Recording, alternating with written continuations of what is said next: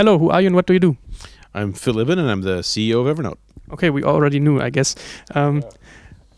Maybe there's someone out there who does not know Evernote yet. Explain it in maybe 2 sentences. What's Evernote doing? I hope that there's many people who don't know what Evernote is yet, because that's where our future growth is going to come from. So I hope more than a few people. Evernote is your external brain. It's a service that follows you around for the rest of your life and makes you smarter. It gives you a perfect memory, helps you be happier and more productive.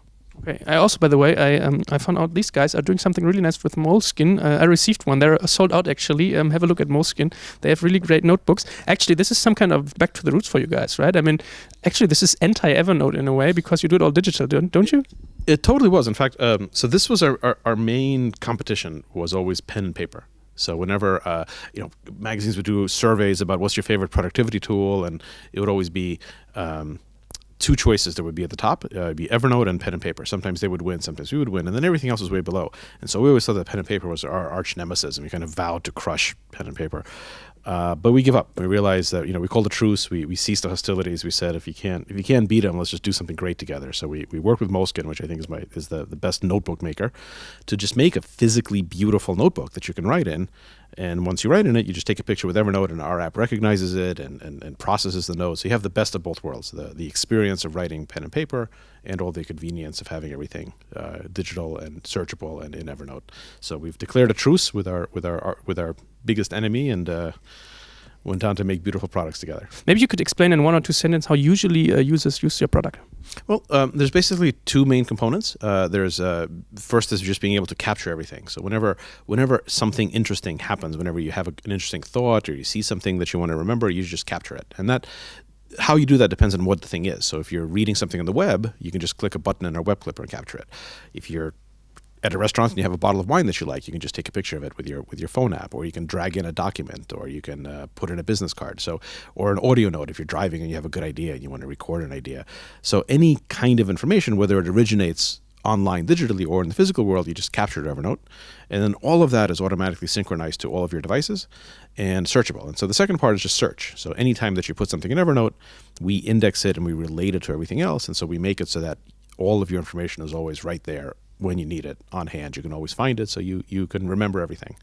And then the new thing that we announced very recently is Evernote Business. It's a way to use Evernote at your work, and that really emphasizes using Evernote with a small team of people, so that you can discover the information that's hidden away in your coworkers that you don't even know they know, but you can access it and you can use information that your team knows now. Especially Germans are sometimes a little strange when it comes to data security. Is this a topic for you guys? Yeah, absolutely. This is probably the most important thing in the brand, is the trust. So we want to build Evernote as a 100-year company. The most important thing is that people trust us with their data. So we have very strict policies about this. Everything you put into Evernote is private. We're not a big data company. We don't do any data mining. We don't do any analysis of it. We never look at what you put in. Nothing is shared unless you explicitly share it. And we don't have an indirect revenue model. So we don't use your data for anything. We don't monetize your data. We don't show you ads. We don't sell your data to affiliate marketers, none of that kind of stuff.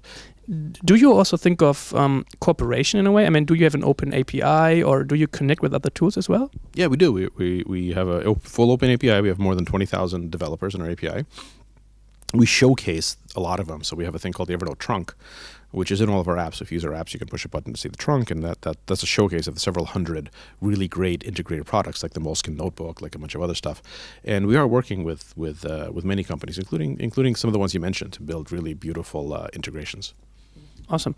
Let's speak about monetization for a second. I mean, you mentioned the business part already.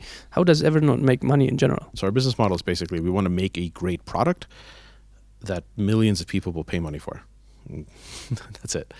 There's nothing clever about it. So Evernote is freemium, which means that there's a free version, and the goal is to make the free version really, really great. The free version is not there to make you pay. It's not limited. It's there to make you use it and fall in love with it, and you can use the free version forever.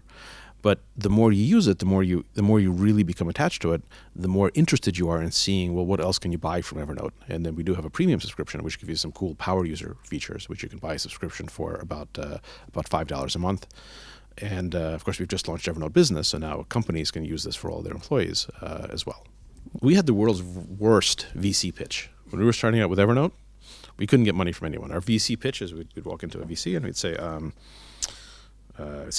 hi, We're making Evernote. It's going to be a tool to let you write things down and remember things, and we're going to give it away for free. Can you please give us $10 million? And yeah. I mean, I thought it was a good pitch, but turns out we got thrown out a lot. So it took us a few years to get slightly better at it. But we were lucky enough that we survived in those first few years because many of our early angel investors were users. They were people who just loved the product, and they invested money until we had enough traction where we can get the professional investors on board. What do you think the future of mobile will look like? I think you'll have many different types of devices. I think like the glasses that are coming out that Google's making is going to be super cool. I think other companies will do similar things. I think what's happening now is most of our target consumers have multiple devices, and so they can pick the device to the use case they want. So most people who use Evernote have a phone, and a tablet and a computer, and soon they're going to have glasses and they're going to have other stuff. So it's a great opportunity for software developers because we can make experiences that are perfect for each type of device. For example, I think when I want to do something in a minute, like if I want to get something accomplished and I think I want to spend about a minute doing it, I reach for my phone. But if I think I want to spend 10 or 15 minutes, then I'm going to get my tablet, my iPad. But if I think I want to take an hour, then I'm going to get my desktop. And so it's not so much that the desktop is dying, it's that I choose to use it when I'm going to spend an hour or so working on something, and when I'm going to spend less, I go for a tablet or an iPhone. But what it means for us, since we have versions for all of these platforms, is when we design for the tablet, we say, okay, what is the perfect 20-minute experience? When we design for the phone, we say, what's the perfect 2-minute experience? The thing that makes humans unique is our ability to adopt so quickly to technology. Like our brain physically rewires itself when exposed to technology. So like when people invented fire, we became different species. When we invented language, when we invented the wheel, we become a different species. Like our brain changes because now when we look at the world, we look at it with the understanding that there's a thing called fire, and there's a thing called Google, and there's a thing called Wikipedia. And we kind of hope Evernote to be in that category, like this fundamental tool that once you understand that Evernote exists and you never have to forget anything, your brain changes, and I think you become better.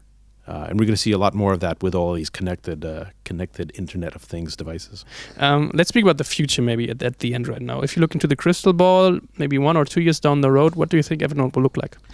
It's hard to predict 1 or 2 years down the road. Our short-term goals are to make everything more beautiful. So we're really focused on the design of all of our products. So if you look at the new stuff we've been releasing just in the past few weeks, it's been much better than our old stuff. So we're going to do that for everything. So that's in the next year or so.